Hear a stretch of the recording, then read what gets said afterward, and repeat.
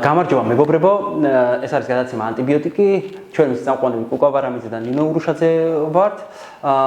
გადაცემა მზადდება სამოქალაქო მოძრაობა თავისუფლებისთვის და სტუდია ანტიბიოტიკის ერთობლივი პროექტის ფარგლებში.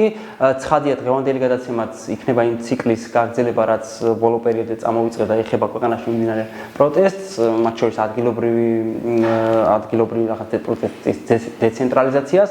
ამ თემებზე სასაუბროთ დღეს ჩვენი სტუმარია გურიის სამოქალაქო ცენტრის ხელმძღვანელი გრიგოლ მახარაძე.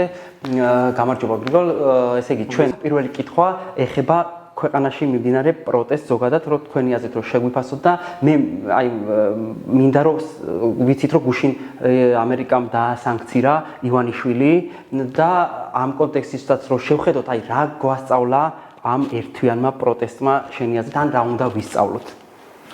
მოგესალმებით კიდევ ერთხელ. ესე იგი ზოგადად რომ შევაფასოთ, რა პროცესი მიდის, აქედან დავიწყოთ, ხო?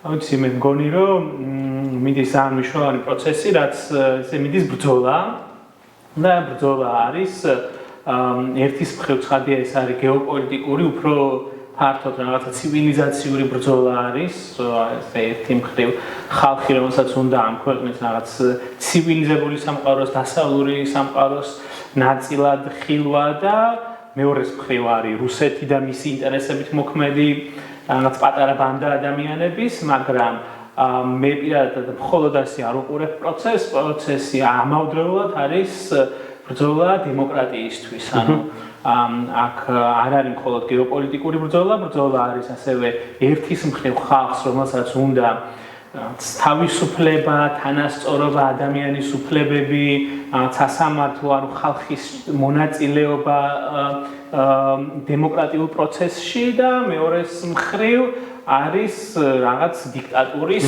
ჩამოყალიბების მცდელობა და ეს ორივე ერთი პროცესის ორი სხვადასხვა სახეა ჩემი აზრით. კი ბატონო, და თქვათ ამ ეხლა ესე ჩვენ ისტორიაში ეგეთი რამე არ გქონია, ან ჩვენ რეალურად რაც ამ ქვეყანაში ვარ და ვარსებოდა ვცხოვრობთ, რომ ძალიან ბევრი პროტესტი გვინახავს, მონაწილეც ყოფილ ვართ ბოლო პერიოდში მით უმეტეს და ესეთი თქვათ ერთი თვე არის დღეს, ხო 28 არის, ერთი თვე შესრულდა, რომ უწყვეტი პერმანენტული ესეთი პროცესი არა მარტო თბილისში, არამედ რეგიონებშიც რა და მათ შორის ჩვენთან ოზურგეთშიც. აქაც შენი შეფასებით რა მნიშვნელობა აქვს პროცესის დეცენტრალიზაციას, ანუ ამ განული პერიოდის შეფასებითაც მათ შორის, ან მომავლის პერსპექტივაშიც რა მნიშვნელობა შეიძლება გქონდეს პროცესის ან პროტესტის დეცენტრალიზაციას მათ შორის ოზურგეთშიც? კი. ესე იგი მაშინ ორ ნაწილად უნდა გავყო რა, იმიტომ რომ თავიდან რაც დაიწყო და რაც თქვი რომ რაღაც ისეთი რაღაც მიდის რომ უნიკალური აქამდე რაც არ გვინახავს ასე ახსენე ხო და მართლა მასია რომ აქამდე მსგავსი პროცესი ქვეყანაში არ ყოფილა არასდროს ამ დამოუკიდებლობის ისტორიაში რაღაც ახალი ხდება, იმიტომ რომ ჩვენ ვართ ისეთ მდგომარეობაში რომ მართლა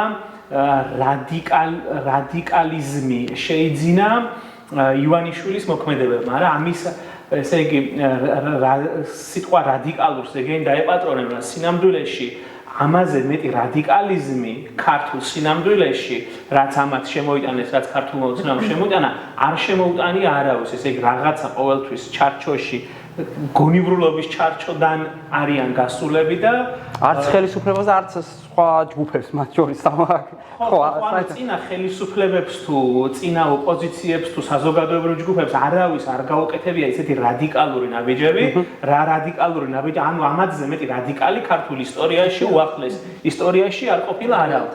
ამ რადიკალიზმმა ცხადია გამოიწვია სრულიად ბუნებრივი და რაღაც სრულიად ახალი პროცესის საყოველთაო წინააღმდეგობა, იმიტომ რომ ეს რადიკალიზმი გულისხმობს რაღაც სოფლიოში ყველაზე ძლიერი ნომერ პირველი რაღაც ბირთვული სახელმწიფო ლამის მტრად გამოაცხადეს. ესე იგი ერთი მხრივ ხალხი რომელიც გვეუბნება რომ რუსეთი არ უნდა გავაღიზიანოს, აღიზიანებს და გადაემტერა ყველას ძლიერს და ამავდროულად მოკავშირეს და მეგობარს და ამის ფონზე ცხადია რომ რაღაც ისეთი პროცესია რომელიც აქამდე არ გვინახავს და ჩვენც ახლა ვაკვირდებით და ვუყურებთ რა არის ეს და რაღაც ეს არ არის ის რა ქვია ისეთი პროცესი რომელიც ვიცით როგორ მიმდინარეობს სხვა ესეთი პროცესები რაც შეეხება დეცენტრალიზაციას როგორ უნდა მოხდეს ეს ძალიან რთული საკითხია, იმიტომ რომ როგორც უკვე ვთქვი, რაღაც ახალი პროცესია, რომელიც ჩვენ თვითონ არ ვიცით და ამ პროცესში ვინც არის ჩართული ისიც კი რაღაცას ყოველდღე ახალ გადაწყვეტილებას იღებს, ხო, რაღაც ახალი პროცესის ნაწილი. ამიტომ აქ რაღაცა ის ფორმულა რომ ეს ასე უნდა მოხდეს, ეს ისე უნდა მოხდეს, ჩემგან მით უმეტეს ძალიან რთული განსასაზღვრია. და მით უმეტეს ძალიან რთული განსასაზღვრია, როგორ უნდა მოხდეს ამის დეცენტრალიზაცია, მაშინ როცა ზოგადად ჩვენთან ყველაფერი მარტო ხელისუფლება კი არა, მთლიანად მთელი ქვეყანა არის აწყობილი იმაზე, რომ ყველაფერი ცენტრში ხდება. მთლიანად ყველაფერი ცენტრალიზებული, ამაზე ჩვენ ცალკე გვისაუბრია და ახლა ამაზე დრო აღარ დავხარჯოთ. ამიტომ ძალიან რთულია, რომ ახლა აქ დავიწყოთ დეცენტრალიზაცია აი ამ პროცესში. ეს დეცენტრალიზაცია ისედაც მიდის ბუნებრივად. უბრალოდ ამ დეცენტრალიზაციაში მე არ ვხედავ მანდა მაინც იმას, რომ აუცილებლად რაღაც სოფლებში ან რაიონულ ცენტრებში იყოს აქცია. დეცენტრალიზაცია ისიც, რომ თუნდაც თბილისში სხვადასხვა არა მარტო უბანში და ტერიტორიულად, არამედ სხვადასხვა ჯგუფების მიერ ხდება აქციების ორგანიზება, სხვადასხვა ინტერესთა ჯგუფები გამოდიან და საკუთარ პოლიტიკურ მოთხოვნებს აყენებენ, საკუთარ დღის წესრიგი შემოაქვს. დეცენტრალიზაცია თავისთავად უკვე ის, რომ პროცესი არ არის ერთი ან თუნდაც რამდენიმე ცენტრის მიერ მართული. ასე რომ უკვე დეცენტრალიზებულია ჩემი აზრით ეს პროცესი. კი ბატონო, შენ ახალბად ცოტა რთულია რამე პროგნოზიას გავაკეთოთ, რომ ნამდვილად დასრულდება ეს ამბავი.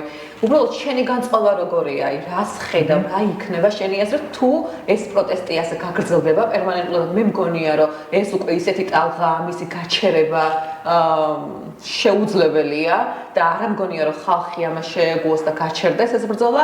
ანუ რა მგონია, როგორ ფიქრობ, რა იქნება მომავალში? ანუ როგორ ხედავ ამას? ხო, რა თქმა უნდა, ხა ძალიან რთულია, რომ ესე ვიწინასწარმეტყველოთ რაღაცაებად. განცდების დონეზე შენ რას ფიქრობ, ხო? კი.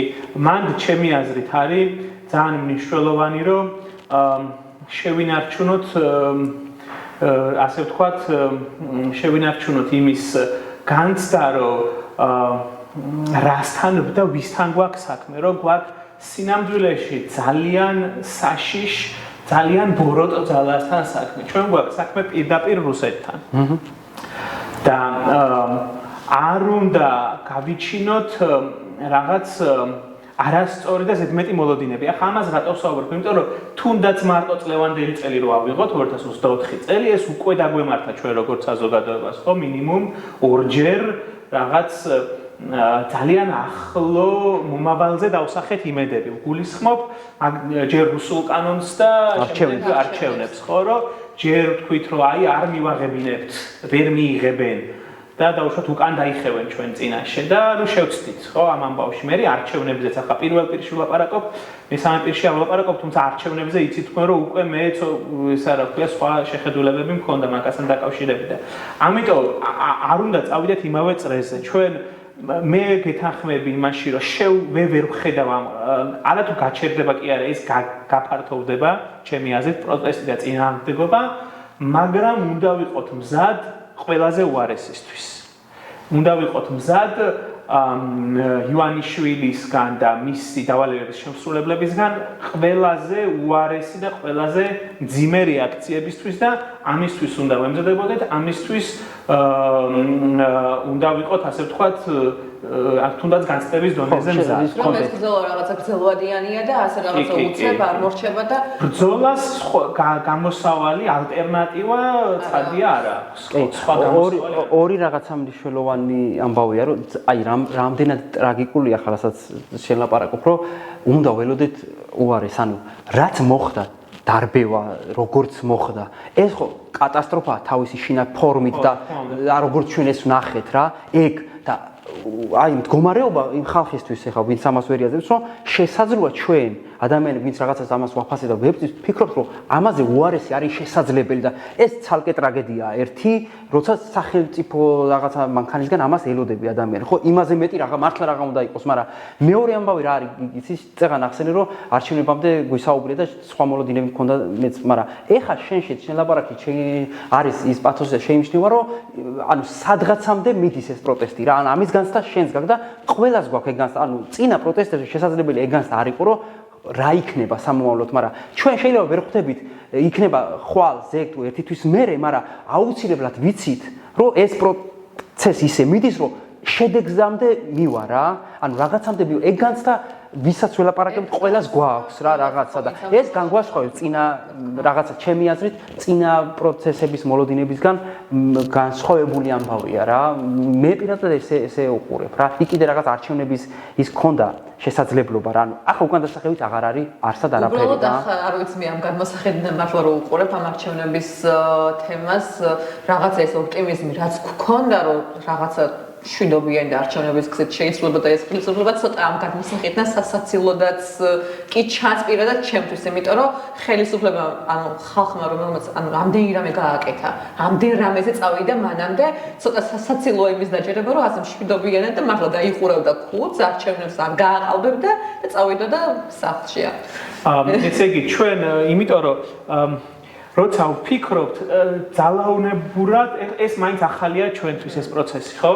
ჩვენ აქამდე მაინც ვიყავით იმ მოდელში, რომ ეს არის ხელისუფლება და ამას უყურებთ როგორც ხელისუფლებას, პროცესს უყურებთ როგორც პოლიტიკურ პროცესს და ბუნებრივია რომ პოლიტიკურ პროცესში გქონდეს იმის მოლოდინი, რომ ხელისუფლება რაღაცაზე ივაჭრებს, რაღაცაზე უკან დაიხევს სადაც ერთ ინტერესს გაითვალისწინებს, მეორეს რაღაცას დააბალანსებს და ჩვენ ცოტა დაგვაგვიანდა ჩემი ჩათვლით იმის გაგება და აღქმა და დანახვა, რომ ეს უკვე აღარ არის ხელისუფლება, ჩვენ გვაქვს, ესე იგი, უყურებთ უკვე მიტაცებულ სახელმწიფოს და უკვე ეს ჯგუფი არ მოქმედებს პოლიტიკური მოქმედების ფარგლებში, ანუ იმ ფარგლებში, რომ პოლიტიკური ინტერესი გაითვალისწინოს, დააბალანსოს, სადღაც ნაბიჯი წინ გადადგას, სადღაც უკან დაიხიოს.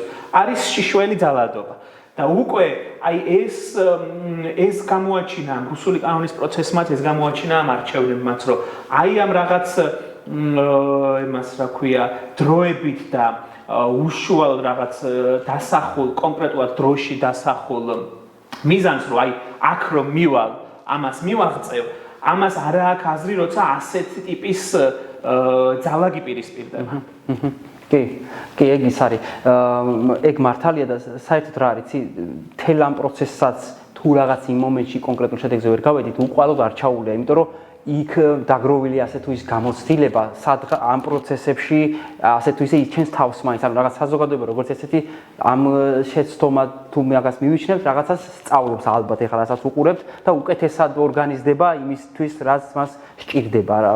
შესაძლოა ესეც შევხედოთ ამ პროცესს. მე ასე მგონია რა. კი, მე გეთანხმები მაშინ რომ ვსწავლობთ ამ პროცესში. შესაძლოა რაღაცებს ცოტა გვიან ვისწავლეთ, მაგრამ ვსწავლობთ და ნამდვილად ვხედავ მაგას, რომ ადამიანებს უფრო ეხილებათ, ჩვენ უფრო გვეხილება თვალი რაღაცებზე, უფრო საღად და უფრო ცხადად ვხედავთ. რაღაცას, რაცაც აქამდე ან ვერ ვხედავდით, ან რაღაც გულის სიღრმეში არ გვინდოდა რომ დაგვენახა. და იმ ადამიანებზე რას ვიტყვით, ვინც დღემდე ვისაც დღემდე ვერ ხედავს და არ უნდა დანახვა ამ ყველა. არ ვიცი, ძალიან მიჭირს ესე სხვა ადამიანების ასე შეფასება, მაგრამ მე ვფიქრობ, რომ დღეს შესაძლოა რა თქმა უნდა იყოს ადამიანთა რაღაც ჯგუფი, რომელიც მაინც ისევ ინფორმაციულ ვაკუუმში. მაგრამ დღეს თუ ადამიანი ვერ ხედავს იმას, რომ ესე იგი კურსი შეცვლილია კი არა, პირდაპირ რუსული გადაწყვეტილებები აღესრულება აქ და პირდაპირ ესე იგი კონფრონტაცია რა თუ უბრალოდ შეჩერება, გადავადება, ზღვარი აღარ არის რა. პირდაპირ ესე იგი მტრობა დასავლეთთან გამოცხადებული, ამას თუ ადამიანი ვერ ხედავს. ადამიანი თუ ვერ ხედავს ადამიანის უფლებების მასობრივ დარღვევას, ადამიანი თუ ვერ ხედავს იმას, რომ ფეხქვეშაა გათელილი ადამიანის უფლებები და საბაზისო თავისუფლებები, ელემენტარული ადამიანობა, ამას თუ ადამიანი ვერ ხედავს, აქ უკვე შესაძლოა გამიჩნდეს კითხვები ამ ადამიანების გულწრფელობასთან დაკავშირებით პირველ რიგში. რომ თუ ადამიანი გულწრფელია, თუ ადამიანი მიკერძოებული არ არის თავიდანვე, თუ ადამიანი პირველივე ამოცანად იმას არ ისახავს, რომ როგორმე ივანიშვილი გაამართლოს და ამ სათვალით თუ არ უყურებს ყველაფერს, მაშინ ძალიან ცხადია უკვე დღეს ყველაფერი. კი, და თან მანდ ერთი მომენტიც არის კიდე რა, რომ ეგ ერთი არის დანახვა რა და მეორე არის განცდა რა. ანუ ადამიანი რაღაც განცდა. შეიძლება ვერ ხედავდე რომ ევროპული კურს გადავხედე და ასეთ ყველაზე დიდ პარტნიორს, ვიცი, სოფლიოში ყველაზე ძლიერ სახელმწიფოს უპირისპირდება და მტრად გაქცევს, ხო? აქეთკენ მიდის. ამას შეიძლება ვერ ხედა, ანუ გასაგებია, მაგრამ იმას რო ხედავ რომ ადამიანებს როგორ ექცევა იქ გამოსულ ადამიანს და შენი აზრით თუნდაც დამნაშავე. აი ადამიანური განცდის ნაწილიდანაც ხო არ უნდა დავიცალოთ რა. ეგ ხო თანაგანცდაში რაღაცა ანუ ადამიანებს გიადვალი ამბობდა ერთ-ერთ ინტერვიუში რომ ადამიანის გონება კი არ იმაშვება, ადამიანად გვაქცევს ემპათია რა. ანუ თუ ეს არ გაქვს, მაშინ სად გახარ აქ? ეგ კითხვები ძალიან ბუნებრივი და ძალიან ისეთია რელევანტური რა. ემპათია აქვს მეორე მხარის მიმართ, პოლიციის მიმართ და ადამიანების ვინც არ ბევრს იმით. ხო არა. იმათაზიანებას საუბრობენ. ახლა გეოპოლიტიკა და საგარეო კურსი შესაძლოა კი არა არის უნდა იყოს საზოგადოების რაღაც თანხმობის შედეგი, ხო? სრულიად დასაშვები შესაძლოა იყოს თეორიულად საზოგადოებაში, ნებისმიერ პოლიტიკურ საზოგადოებაში იმის თქმა, რომ მოდი მეგობრებო, იქნებ ეს არ გვინდა და იქნებ შევცვალოთ, იცი რა? მე რაღაც ამას ვიზამ დავაბალანსებ რაღაც პოლიტიკას.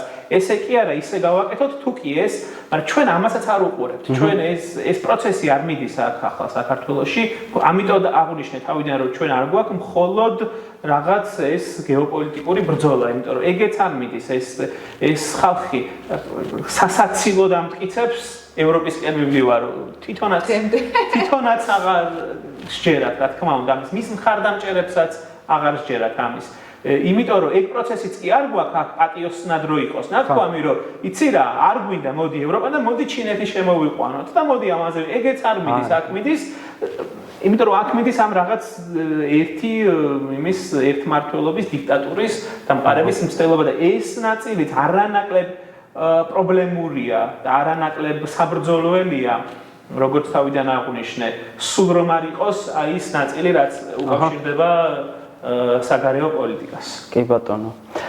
ერთი იმასაც შევეხოთ სანქციის ნაწილს და აი გუში რაც მოხდა რომ ამერიკამ დაასანქცირა ბიძინა ივანიშვილი. ანუ ამ პროცესზე რა შეგიძლია თქვა? ხო, რა მოხდა? ახლა ისინი კი ამბობენ რომ დაასანქცირეს იმის სამშობლოს სიყვარულისთვის არის დასანქცირებული, თუმცა ხო, არ ვიცი, მე ახლა ამ სფეროში როგორც არის ფინანსური სანქციები და მაშინ ამდად ვერ ყვები რომ ახლა ამაზე რაღაც ისე კომპეტენტურად ვილაპარაკო, უბრალოდ ფაქტი, მარტო ის ფაქტი რომ პირველად 1991 წლიდან დღემდე პირველად ქვეყანას მართავს დასავლეთზე გადამტერებული ადამიანი, რომელსაც კავშირი აქვს გაწყვეტილი და რომელსაც ესე იგი რუსეთის აგენტად მოიხსენებს უკვე პირდაპირ ამერიკის სახელმწიფო დეპარტამენტი, ასეთ ფაქტი არ ყოფილა საქართველოს ისტორიაში 91 წლიდან დღემდე.